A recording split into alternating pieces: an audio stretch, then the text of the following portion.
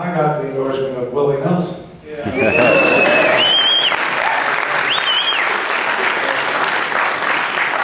Willie has a great idea that I'd like to really make the Ag Office expand. And the idea is farmers' co-ops of alternative fuels sold along all the highways and truck stops of Texas, with Willie as a spokesman. And you know, Willie and Neil Young, both for the past 12 years have used nothing but biodiesel in their tour buses all across America.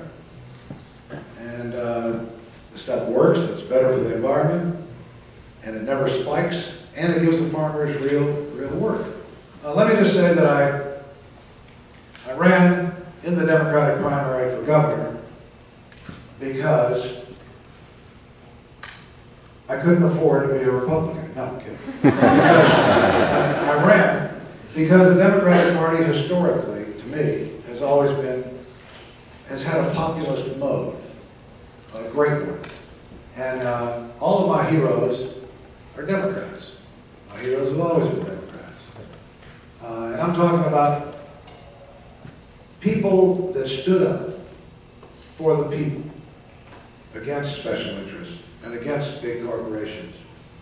And these are people like Barbara Jordan, people like Ann Richards, Molly Adams, that group right there, Ralph Yarber, Sam Rayburn, Democrats all. So that's what the traditional Democratic Party really is. And so to those who say that I'm not a real Democrat. I'm sorry to interrupt, Mr. Friedman. I'm sorry to interrupt, Mr. Friedman. This is first and foremost a meeting, and I have some very important business that's still unsolved from last year. Yep, what's up? So I do apologize. I want to hear your speech as much as anybody, but I'm here in front of you today to address an issue. I want to hear you speak as much as any. I guess I have to ask for more practical use of your time and expertise. I want you to use your famous common sense and lend your credibility to me to right or wrong done to me by this organization. Last semester, my vote was disenfranchised, and I was not allowed to pay dues because of the candidate I was voting for. Despite the fact that I'm a student, I was told that I was not a student by the Kiki! Don't touch me, that's assault. In particular, now co-VP Sam Ortega. I guess I really just want to give Sam the opportunity to have some integrity and step down without any coercion. Alright, but how about you have some integrity? Talk to him about this, like, mano a mano. We did, and it didn't get solved. Well, I'm sorry, we're not going to. And I also want to make sure that no undeserved credit is given to this organization. I don't want anybody to come up here and give them credit for being the future or hope or change when they do the same exact thing that the Democrats do on Capitol Hill. If it doesn't change now, when is it ever going to change? Okay, we'll ask some questions, Brian. We'll take any questions we have. This is bullshit. From the crowd. Dude. Anybody has anything they'd like to this needs to be addressed. Ask at this time? No. Yeah, how soon will he get off? Pretty quick. I want this to be addressed now. This is the real vice president. This is an internal deal here. The government has just got to be more responsible and responsive to the people of Texas. That's why we got to throw these guys out. And as you know, it's been, what, 17 years since we have had a Democrat elected to any position statewide. So the last man of the people that we had wasn't even a man at all. It was Ann Richards. And, otherwise, I'm looking at the governors, and they really are stupid white men. Rich stupid white men, for the most part. And Ann is the exception. Ann excited the grassroots. Ann today would have gotten the independents into this. Kinky, you're forcing me to be a Democrat. I said, no, sir. I'm not forcing you to be a Democrat. I'm allowing you to be a Texan. All right. Thank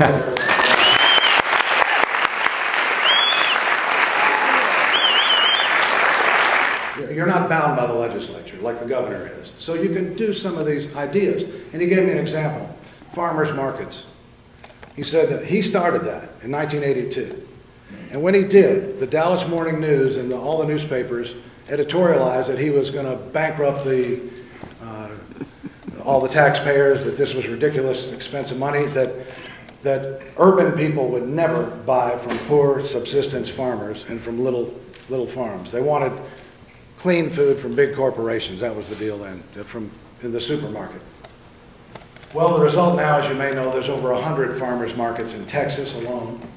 If you've been to one, I've seen the one in Austin. It's about 900 city blocks long, and the thing is very successful. You know, when Hightower was ag commissioner, he was a voice for a lot of people who didn't have one. And he was actually, I remember him as being the kind of the spokesman for the Democrats back then.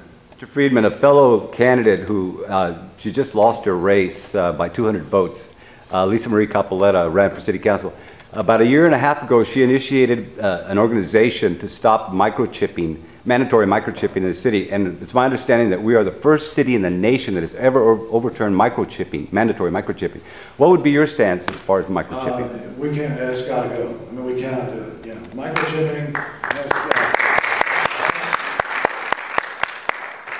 that's something we can really fight. That's something we can fight. And in order to fight it, you've got to be able to rally the people to realize what the hell it is, which is, if an old man has a horse and he wants to ride to his neighbor's ranch, he's got to microchip the horse. But if a big Tyson chicken company only has to microchip one chicken, that's the way it's set up. And we've got enough bureaucracy and red tape in the world already. Is there some kind of incentive that you can have something to do with people that own land that could be used for farming and for to help you and to help us have more food in Texas? And is there some kind of deal that you could work out so the owner would get something that's not selling his property to big developers, and the people get something to work on, and more jobs are created? Well, I think there definitely is. I think that the first thing is, that has never been done in Texas in the past 10 years, is to appoint some people that give a damn about it, like yourself, okay? If you appointed someone like that, I mean,